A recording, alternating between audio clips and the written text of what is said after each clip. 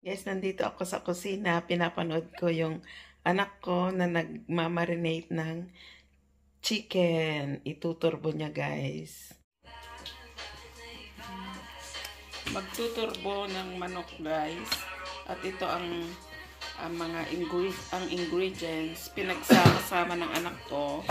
Yung olive oil, malt vinegar, sauce, at saka yung lemon and herbs.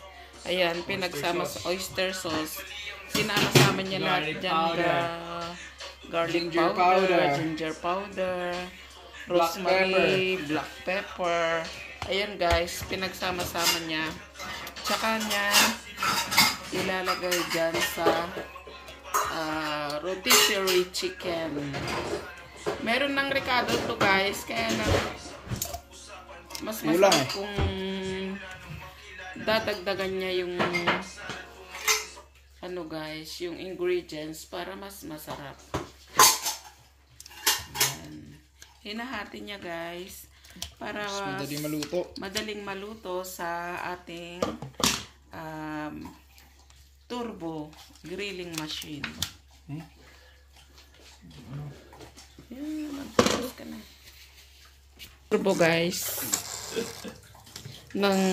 Ilagay na natin sa 45. Eksakto pagka nalagyan na ng ricado yung manok guys. Pwede nang ilagay after that. Ayan na yung ating chicken. Hinahati ng anak ko guys. Para yung lasa ng ilalagay na ingredients ay manunuot sa loob ng ating chicken. Yummy chicken. Pwede nyo ikat na ganyan. Para yung lasa papasok sa kanya. Paghihiwalayin yung chicken siguro, hindi na siguro. Guys. Ayan, para malasa guys. Malalagyan pa yan ng ingredients. Sauce. Napakasarap. Ngayon, ipapahid niya na guys yung sauce. Amazing sauce na ginawa niya.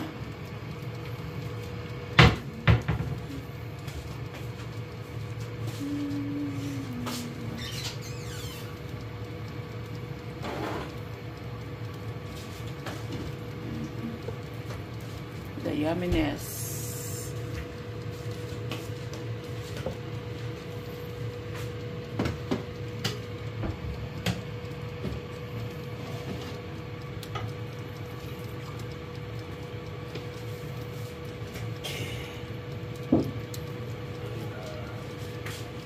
Kabuuan ng manok guys, malagyan ng ingredients para masarap.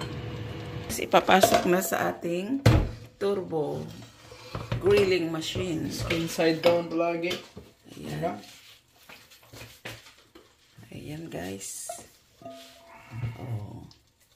Tapos dyan niya na itutuloy yung paglalagay ng mga sauce.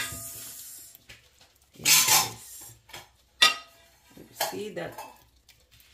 Amazing. Manunuot yan sa lasa guys. So yummy. Manunuot sa lasa. Yumminess.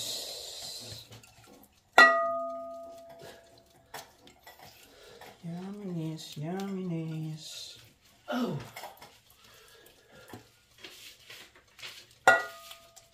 Lagyan na ng sauce completely guys.